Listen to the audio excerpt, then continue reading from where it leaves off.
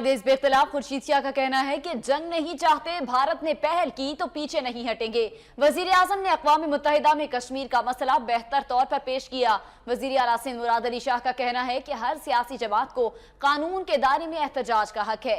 सरकारी अफसरान में अवाम की खिदमत का जज्बा होना चाहिए।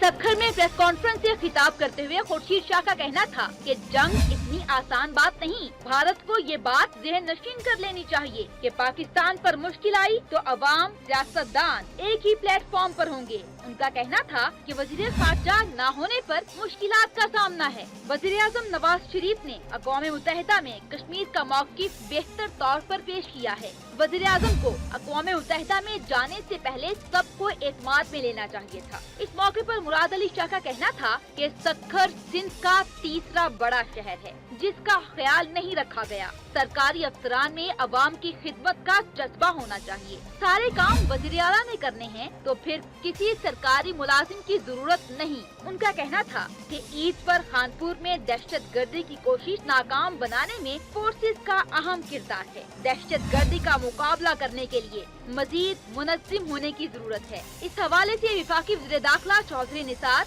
और वज़ीर आला बलूचिस्तान से भी बात की है। मुल्क की सियासी सूरत हाल के बारे में मुराद अली शाह का कहना था कि हर सियासी जमात को कानून के दायरे में एहतजाज का हक है।